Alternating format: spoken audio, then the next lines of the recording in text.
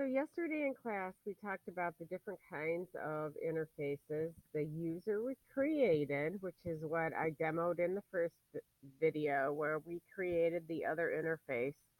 And then I talked about the other interfaces that come with Java, with the Java language. So let's look at the one that we're going to use first, and that's called the comparable interface. So first I'm going to go to the Java API. And I'm going to go to java.lang. And again, this is the bare bones Java that you get when you download the language. And down here, on the lower left corner is all the different things that come with Java, including different interfaces. So the one that we're going to talk about is the comparable interface.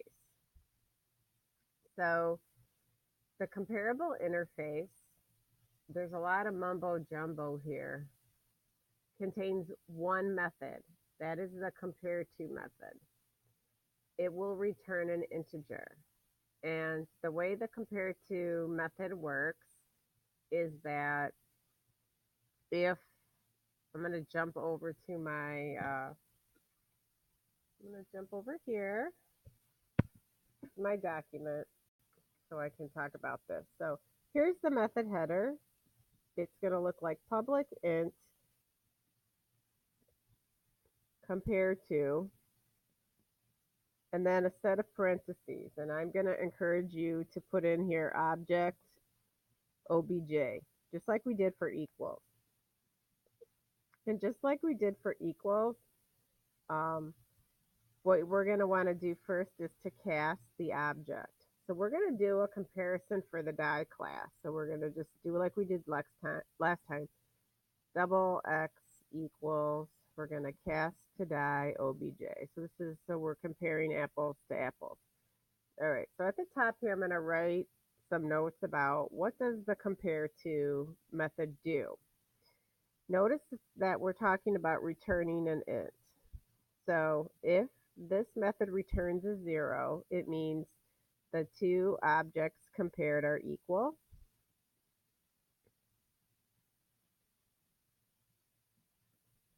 If this method returns a positive number, that means object 1 is greater than object 2.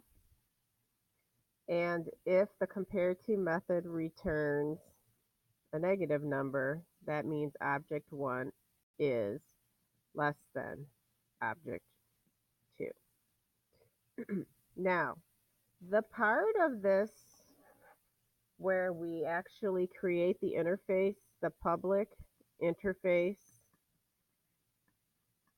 comparable,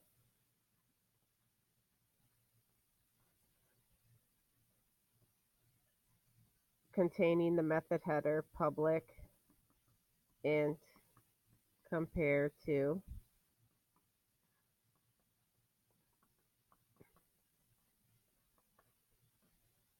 Like I explained the other day, interfaces are either created by the user or come with the language. So the comparable interface is one that comes with java.lang.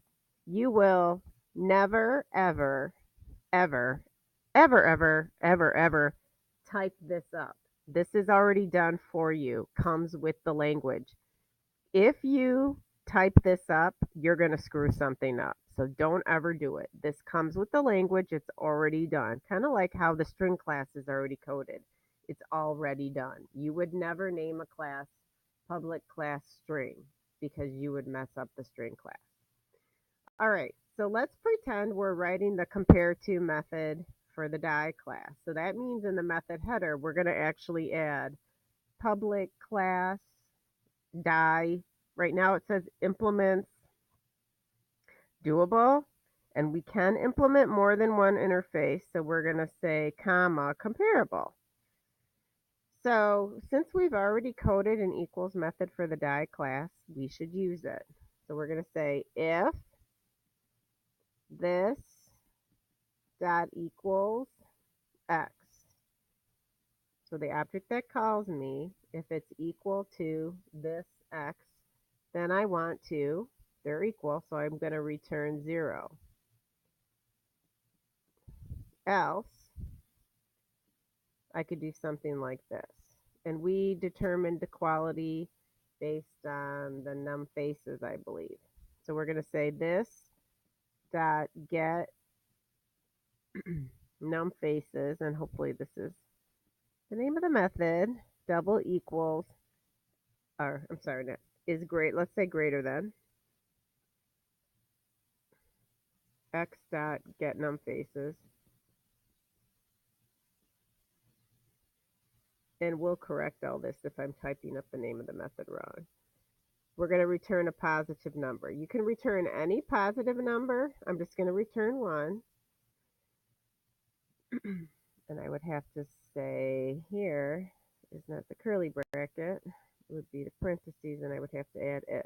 So if they're equal, return 0. If object 1 is greater than object 2, I'm going to return 1. And if I'm not equal to and I'm not greater than, I must be less than. So then I'm going to return a negative number.